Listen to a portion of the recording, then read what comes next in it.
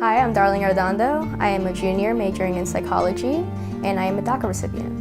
I'm originally from Guerrero, Mexico, and I immigrated here when I was around 3 years old. As long as I can remember, really even back in first grade or so, I knew that I wasn't from here. And I knew that my parents were undocumented too. Honestly, sometimes a joke, oh, la migra, would run from the migra or something.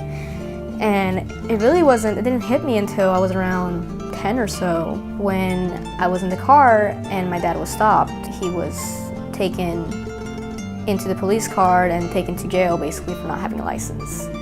And then I remember not seeing him for a good 6 months after that. That was really hard for me to finally comprehend okay, this is what it's like to be undocumented. Hello, my name is Victor Vargas. I'm an Olympic weightlifter. I'm a UCO graduate and I'm also a Daca recipient. So when I came over to the US from Mexico, me and my sister met up with my mom in El Paso. My parents didn't like just living in Texas, so from there my mother's sister called her saying that we should check out Oklahoma City. So from there we came over here and now here we are. So I actually went to a really good middle and high school. I never really thought of college till I went there. Obviously I started middle school and they would talk a lot about college. Obviously I would have loved to start at a four-year university, just like every other kid, had his own dorm, blah, blah, yada, yada, yada. Obviously that wasn't the case for me. I could not afford that. Obviously I paid my first year of college, it was a community college, which the cost wasn't too high. And then my second year, I was thankful enough to receive a scholarship. I got transferred from OSU to UCO. During my fourth year senior, my dad thought he had a hernia, and so it was right in his hip. And this thing just kept growing. So my dad finally went to go get it checked. That's when my dad found out that he had sarcoma cancer. And for the most part, it's very deadly. And so from there, he had it for about a year and 3 months. And my dad passed away with sarcoma cancer February of 2017. I was this fifth year senior, and it was February, and I was going to graduate in May. So from there, I just asked God and asked asked myself, what would my dad want me to do? So from then on, I was like, I know he would want me to finish school.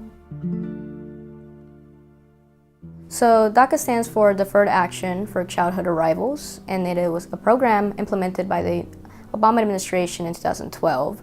It allows undocumented youth who were brought here by their parents when they were young to receive a social security number and be able to work, and also protects them from deportation. A DACA student has so many more challenges. They want to get their education. They have to deal with funding issues, which they do not qualify for financial aid. And so they are in the process of trying to get through the hurdles of how to get their dream. There were a couple times that I doubted. I was like, well, I don't know if I can make it at a four-year university because of money issues and because, well, I don't really know if I'm cut out for that, Well, my personal investment is the passion for these students. We need to change.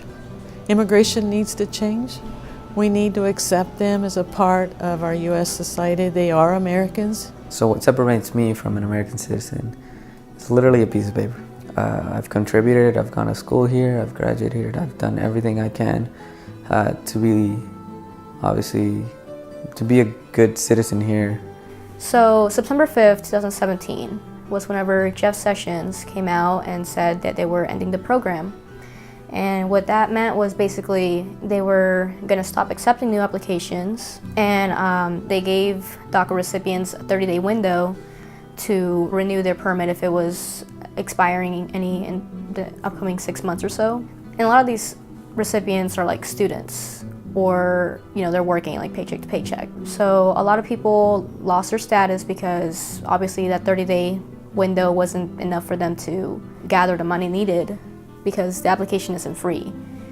It's a good $465. It's time for a rehaul of the immigration rules and regulations so that legal immigration can also get the attention that illegal immigration is getting, and hopefully we find a solution for both. So what I'm hoping happens with DACA is that we get a more permanent solution. I mean, I definitely would love to have a pathway to citizenship, first of all, because I can't imagine just living my entire life here, not being able to do basic things like travel outside of the United States, first of all, and voting, really. I think now we don't get our hopes up so high anymore because we're just waiting on an answer, and we're hoping that someone will eventually create one. And with our Democratic House, maybe we will find one.